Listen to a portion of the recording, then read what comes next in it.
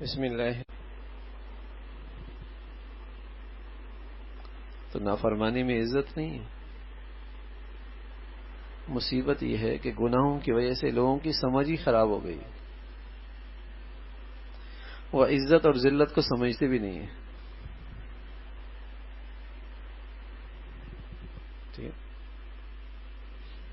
عزت وہ ہوتی ہے جو اللہ آسمانوں سے دیتا ہے، جو فرشتوں کے دل میں آتی ہے، پھر روئے زمین پہ اللہ کے نیک بندوں کے دلوں میں آتی ہے، اور پھر وہ عزت ہمیشہ رہتی ہے. وہ آدمی چلا بھی جائے، اس کا عہدہ بھی نہ رہے، اس کے پاس پیسہ بھی نہ رہے، تب بھی لوگوں کے دل میں اس کی عزت ہو. دنیا میں بھی، دنیا کے بعد بھی اس کی عزت ہو. یہ عزت ہوتی ہے. ہم جسے شہرت کہتے ہیں، آج اس کی تعریف کر رہے ہوتے ہیں، کل وہ ہار جائے تو کیا حال کرتے ہیں؟ جوتے مارتے ہیں. عہدہ کیا تو کوئی اس کو پوچھتا بھی نہیں ہے. پھر دوسری بات یہ ہے کہ اگر 3 بھنگی مل جائیں اکٹھے اور وہ آپ سے کہیں میاں آپ کی عزت میرے دل میں نہیں ہے، 3 بھنگی مل جائیں اور کہیں گے آپ کی عزت میرے دل میں نہیں، تو بتائیے آپ کیا کہیں گے؟ میاں تم جیسے لاکھوں مل جائیں تمہاری عزت کی مجھے ضرورت بھی نہیں. اور وہی اگر سارے بھنگی مل کر کسی کے لیے واہ واہ کے نعرے لگائیں، کوئی ایک بھی شریف آدمی وہاں موجود نہ ہو،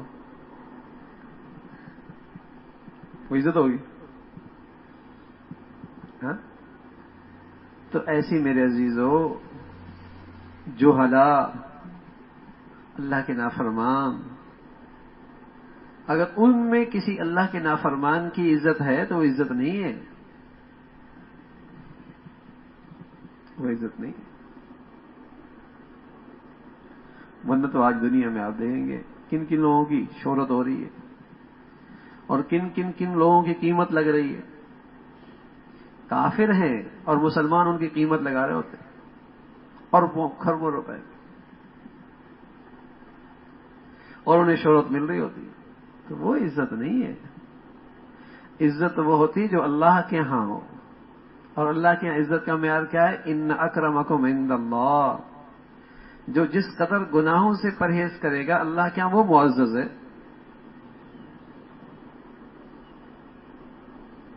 اور یہی عزت دنیا میں اللہ کے نیک بندوں کے اندر آ جائے تو یہ حقیقت میں عزت.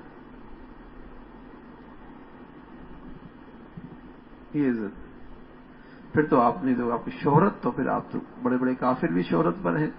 کیا نام ہے اس کا؟ نام بھی عزت ہے. چونکہ لوگوں کی سمجھ ہی نہیں رہی، علم ہی نہیں رہا، عقل ہی نہیں رہی، تو اس لیے وہ عزت ذلت کو بھی نہیں سمجھتے. تو سچ یہ ہے بھائی، نافرمانی کے ساتھ راحت بھی نہیں ہے، عزت بھی نہیں. عزت بھی پرہیزگاری کے ساتھ. اور یہ جو آتی ہے عزت دل میں پرہیزگاری کے ساتھ، یہ جیتے جی بھی ہوتی ہے، مرنے کے بعد بھی ہوتی ہے.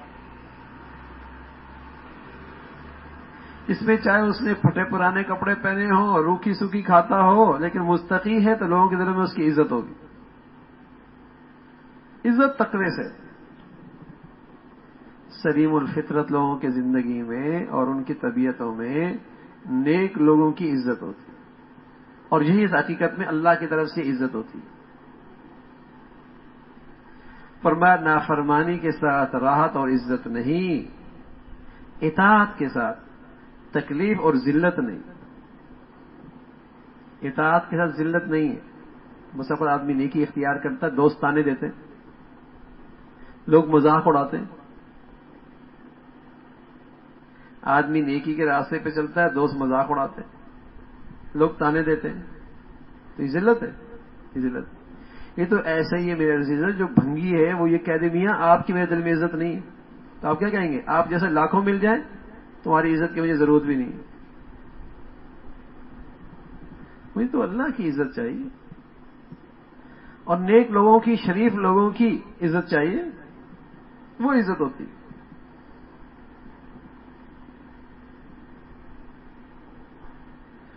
تو طاعت کے ساتھ تکلیف اور ذلت نہیں. پس اگر تم عزت کے خواہ ہو تو اطاعت خداوندی کو اختیار کرو. ہم نے جب سے ان کو چھوڑ دیا ہے ہماری عزت اور راحت بھی جاتی رہی. جب سے ہم نے اسلام کو چھوڑا، دین کو چھوڑا، آج ہماری عزت بھی نہیں رہی، راحت بھی نہیں رہی. اور عزت لینا چاہتے ہو اور راحت لینا چاہتے ہو، راستہ ایک ہی ہے، اور کوئی راستہ نہیں. اور کوئی راستہ نہیں ہے عزت پانے کا اور راحت حاصل کرنے کا. وہ صرف دین ہے بس. اگر دین کو اس یقین کے ساتھ اپنی زندگی میں لے کے آؤ گے تو یہ دین آپ کو عزت بھی دے گا، راحت بھی دے گا. لیکن ہم نے دین کا بھی تصور عجیب بنا لیا نا. نماز پڑھنے کا نام دین، چند عبادات کا نام دین. دین تو اللہ اور اللہ کے بندوں کے درمیان حدود کا نام ہے کہ بندوں کے حقوق کے حدود کیا ہیں اور اللہ کے حقوق کے حدود کیا ہیں. ان کی رعایت رکھنے کا نام دینداری ہے. ان کی رعایت رکھنے کا نام دینداری. اللہ تعالی ہمیں دینداری کی زندگی نصیب فرمائے.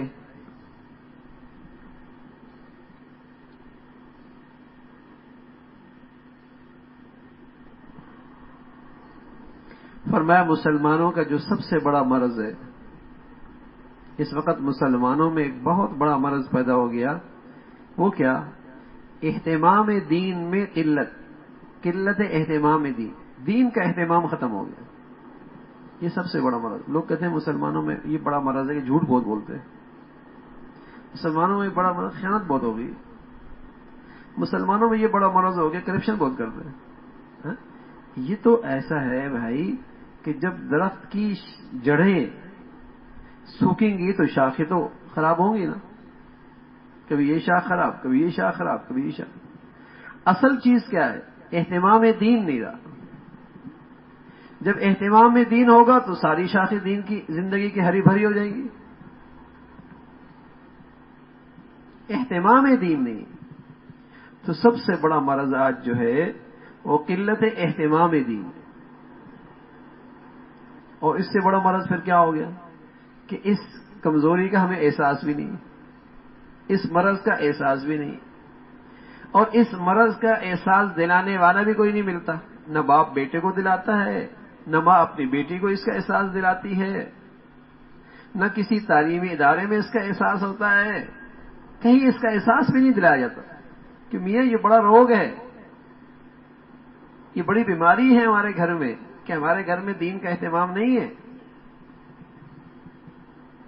ہمارے بچی بچیوں میں دین کا اہتمام نہیں ہے. احساس دلانے والے بھی ختم ہو گئے، وہ ماحول بھی ختم ہو گیا. کوئی احساس دلائے کہ بھئی اصل مرض کیا ہے. آنکھ خراب ہو جائے تو سب ڈاکٹر کے پاس دوڑتے ہیں، کان میں درد ہو جائے سب دوڑتے ہیں، دانت میں درد ہو جائے سب کو تکلیف محسوس ہوتی ہے. ہاں؟ لیکن دین کا اہتمام نہیں، یہ مرض لگا ہوا ہے، کسی کو فکر نہیں. کسی کے ماتھے میں بل نہیں آتا، کہیں کان پہ جوں نہیں رینگتی. تو اس مرض کو ہم مرض بھی نہیں سمجھتے.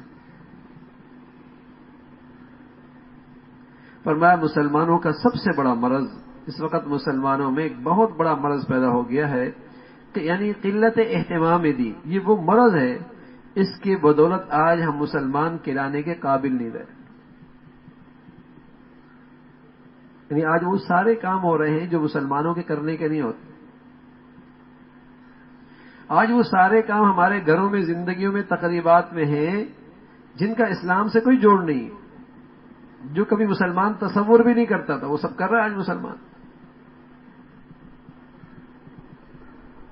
سب کر رہا. تو اس اہتمام دین کی کمی کی وجہ سے یہ مرض اس قدر بڑا ہے کہ اس کی بدولت آج ہم مسلمان کہلانے کے قابل بھی نہ رہے، اور اس کی بدولت اکثر حصہ دین کا ہم سے نکل گیا. نہ ہمیں اپنے عقائد کی پرواہ ہے، نہ اعمال کی فکر ہے، نہ ہماری معاشرت کا ہمیں خیال ہے، نہ بد اخلاقی پر رنج ہے۔ اب آپ ہی خیال کریں ہماری حالت اسلام کے کس قدر قریب ہے اور کتنی مناسب ہے۔ عقائد دیکھیں تو شرک میں مبتلا ہے، کھلا شرک بھی ہے اور مخفی شرک بھی ہے۔ اعمال عبادات، اس کا حال کیا ہے؟ کتنی نمازیں میں جان ہے، کتنا دھیان ہے، کتنا خشوع ہے، کتنا اہتمام ہے۔ معاشرت کا تو کچھ نہ پوچھیے، معاشرت کا تو کچھ نہ پوچھیے۔ اخلاق کا حال ہمارا کیا ہے؟ لین دین معاملات الامان والحفیظ۔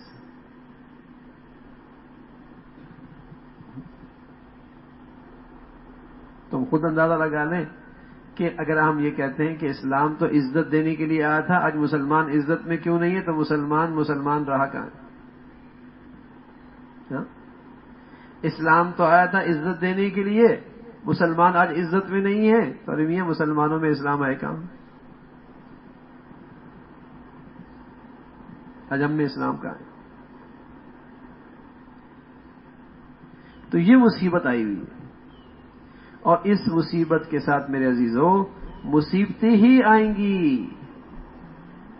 مسائل ہی بڑھیں گے، عزت نہیں مل سکتی، راحت نہیں مل سکتی، راحت نہیں مل سکتی۔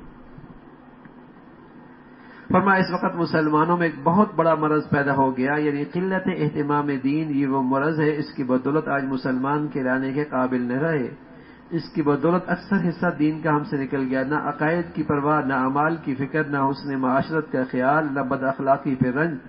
اب آپ ہی خیال کریں کہ ہماری حالت اسلام کی کس قدر قریب ہے اور کتنی مناسب ہے۔ یعنی دین کا ہر شعبہ ہم سے زندگی سے نکلتا جا رہا۔ اللہ تعالیٰ نے انسان کو عقل اس واسطے دی ہے کہ وہ اپنے انجام کو سوچے، عقل سے صحیح کام لینا چاہیے، عقل سے صحیح کام لینا چاہیے، اور عقل سے صحیح کام لینا کیا ہے؟ اپنے انجام کو سوچو، اپنی آخرت کو سوچو، یہ عقل سے صحیح کام لینا ہے۔ اللہ کے نبی صلی اللہ علیہ وسلم نے ایسے لوگوں کو عقل مند کرایا ہے، اللہ کے نبی صلی اللہ علیہ وسلم نے ایسے لوگوں کو دور اندیش فرمایا، آپ علیہ الصلوۃ والسلام نے ایسے لوگوں کو روشن خیال فرمایا جو اپنے انجام کو سوچتے ہیں، اپنی آخرت کو سوچتے ہیں۔ یہ عقل مند لوگ ہیں، یہ عقل مند لوگ۔ اللہ تعالیٰ نے انسان کو عقل اس واسطے دی ہے کہ اس سے وہ اپنے انجام کو سوچے۔ جب دنیا کے کاموں میں انجام پہ نظر رکھتے ہو، جس میں رہنا بھی موہوم ہے، ہمیں اپنے آخرت کے انجام کی فکر تو نہیں ہوتی، لیکن دنیا کے انجام کی فکر بہت ہوتی ہے۔ کل کیا ہوگا، پرسوں کیا ہوگا، 1 سال کے بعد کیا ہوگا، 10 سال کے بعد کیا ہوگا، 20 سال کے بعد کیا ہوگا۔ حالانکہ یہ سب چیزیں موہوم ہیں، پتہ نہیں وقت آئے نہ آئے، جیسا تم سوچ رہے ہو ویسے ہو یا نہ ہو، لیکن اس کی فکر ہے۔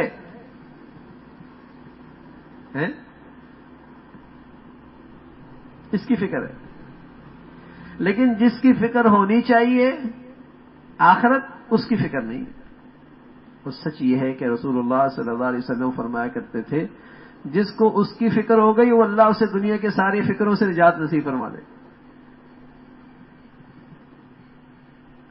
لیکن آخرت کی فکر آدمی میں راحت لے اور سکون لے کے آتی ہے، اور دنیا کی فکریں آدمی کو پریشان اور مایوس کر دیتی ہے۔ یاد رکھنا یہ بات، آخرت کی فکر آدمی کو اطمینان اور سکون دیتی ہے، اور دنیا کی فکریں آدمی کو مایوس اور پریشان رکھتی ہیں۔ جو آدمی جس قدر دنیا کی فکروں میں رہے گا، اسی قدر اس کی زندگی مایوسیوں میں گھرتی چلی جائے گی،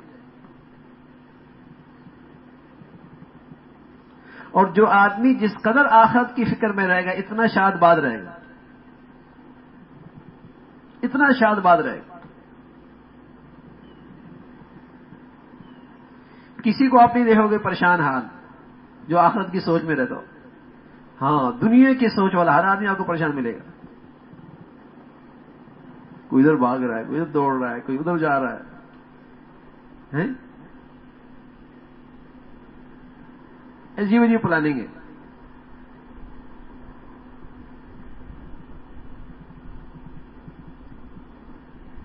فرمایا اللہ تعالیٰ نے انسان کو عقل اس واسطے دی کہ اس سے وہ اپنے انجام کو سوچے. جب دنیا کے کاموں پہ ہم اپنے انجام پہ نظر رکھتے ہیں، جس کا ہونا موہوم ہے، پتہ نہیں آئے نہ آئے. بس اوقات آدمی 10 سال کی سوچتا ہے، 5 سال کی سوچتا ہے اور اپنی آج خراب کرتا ہے. حالانکہ 5 سال سے زندہ بھی نہیں رہنا، نہ اس نے زندہ رہنا نہ ایسے گھر والوں نے زندہ رہنا ہے، لیکن تو سوچ رہا ہوتا ہے اور اپنی آج خراب کر رہا ہوتا ہے. کیا کہیں؟ عقل اللہ نے اس لیے دی ہے. اللہ تعالیٰ نے تو عقل اس لیے دی ہے کہ اپنی آخرت کا سوچو میاں. بس اپنی آخرت سوچو، اپنے بچوں کی آخرت سوچو، بس اس کی فکر کرو. اگر یہ تم سوچو گے اپنی اولاد کے لیے، انشاءاللہ اللہ تعالیٰ آپ کے بچوں کی دنیا آخرت بنا دے گا، آپ کی دنیا آخرت اچھی کر دے گا.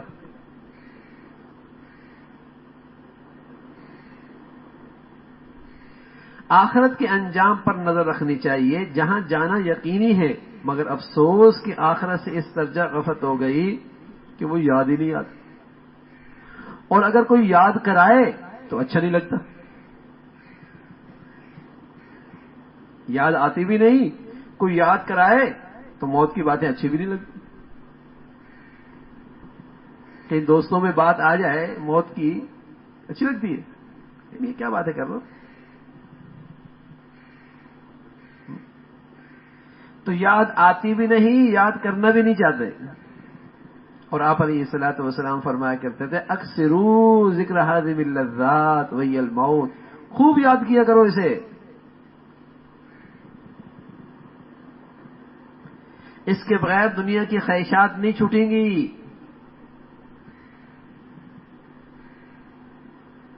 اس کے بغیر دنیا کی خواہشات نہیں چھوٹیں گی. اسے یاد کیے بغیر دنیا کی خواہشات نہیں چھوٹیں گی. دنیا کے خیالوں سے اور فکروں سے نجات کبھی نہیں ملے گی. اس کو یاد کرو. اکثروا ذکر هذه اللذات. اب نسخہ تو اللہ کے نبی دے گئے، آپ نے تو نسخہ تجویز فرما دیا، اس کو خوب یاد کیا کرو.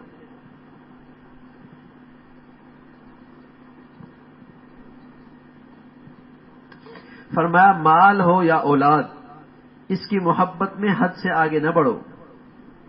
محبت اولاد کی ہو یا مال کی ہو، کبھی معصیت کا سبب بن جاتی ہے اور اس سے دنیا آخرت دونوں کا خسارہ ہو جاتا ہے، خواہ وہ خسارہ محدود ہو یا غیر محدود.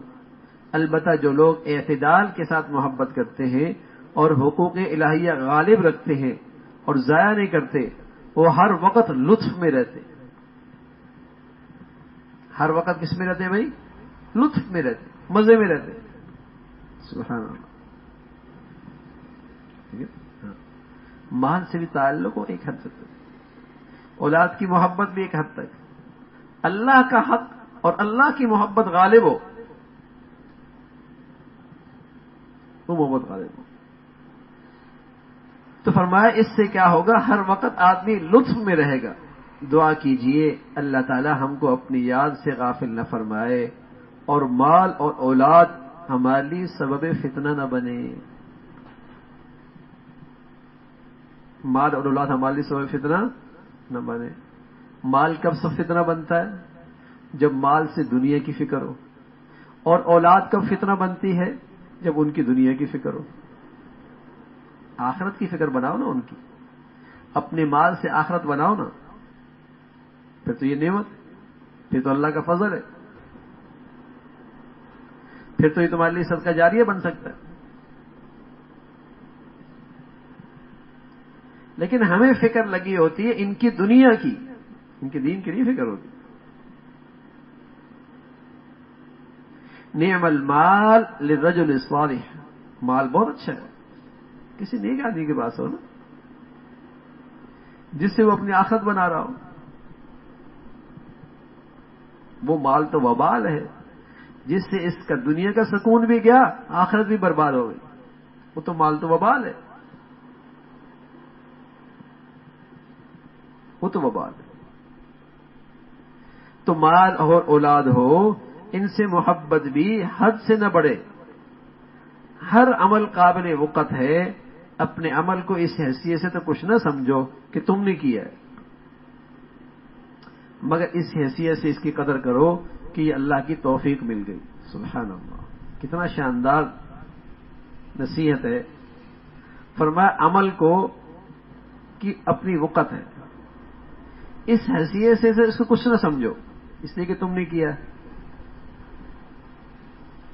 مگر اس حیثیت سے قدر کرو کہ اللہ کی طرف سے توفیق مل گئی ہے. دونوں چیزیں لے کے چلنا، دونوں چیزیں لے کے چلنا، ٹھیک ہے. چونکہ میں نے عمل کیا تو ناقص ہے، لیکن اللہ نے توفیق دے دی ہے، اللہ کا بڑا انعام ہوگا. اس لحاظ سے اس کی قدر کرو. کیا ہوگا اس سے؟ دو چیزیں ہوں گی. ایک تو یہ نہیں ہوگا یار چھوڑو، فائدہ ہی کیا کرنے کا، اچھا تو ہوتا ہی نہیں ہے. ارے میاں جتنا ہو رہا ہے قدر کرو، اللہ کی بڑی نعمت ہے. دوسرا کیا ہوگا، کبھی اپنے عمل پر عجب نہیں پیدا ہوگا کہ میں بزرگ بن گیا ہوں، بڑا نیک ہو گیا ہوں، کوئی بڑی نیکی کر لی ہے.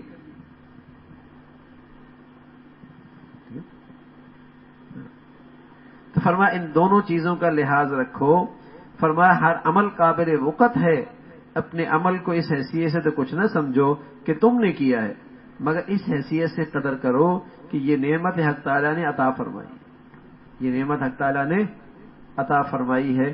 تو پھر معمولی سے معمولی نیکی کی بھی قدر کرو، چھوٹی سے چھوٹی نیکی کی بھی قدر کرو. اور بڑے سے بڑے عمل کی توفیق مل گئی تو اس کی نسبت اپنی طرف نہ کرو، اللہ کا فضل ہو، اللہ کی توفیق ہو گئی اور اس کی مہربانی ہو گئی. ورنہ میں کیا اور میرا عمل کیا، اس کا کرم ہو گیا بس. ٹھیک ہے، تو اس کی طرف نسبت کر دو. اور عمل چھوٹا ہو، نیکی چھوٹی ہو، اس کی قدر کرو. ہو سکتا ہے اسی کے پیچھے تمہاری بخشش چھپی، ہو سکتا ہے اسی کے پیچھے تمہاری نجات چھپی ہو. تو اس کی وقت دو اور اس کو قدر کرو. کامیابی حاصل کرنے کا طریقہ، اگر آپ کو فلاح کی تمنا ہے اور کامیاب ہونا چاہتے ہیں، فلاح ہے دنیا کی طبعاً اور آخرت کی قصدن، تو اس کی صورت یہ ہے کہ دین کو اختیار کرو. اگر تم دنیا آخرت کی فلاح چاہتے ہو، ٹھیک ہے، تو آخرت کی فلاح کو اپنا مقصد بناؤ. خود بخود دنیا کی فلاح اس کے پیچھے آئے گی. اگر تم دنیا آخرت کی فلاح چاہتے ہو تو آخرت کو اپنی فلاح کا مقصد بناؤ، دنیا کی فلاح اس کے پیچھے آئے گی.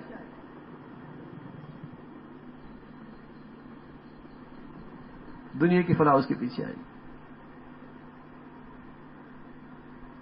اور اس کا راستہ صرف دین کا اختیار کرنا ہے. حق تعالیٰ فلاح اسی پہ عطا فرماتے ہیں، حق تعالیٰ اسی پہ فلاح عطا فرماتے ہیں.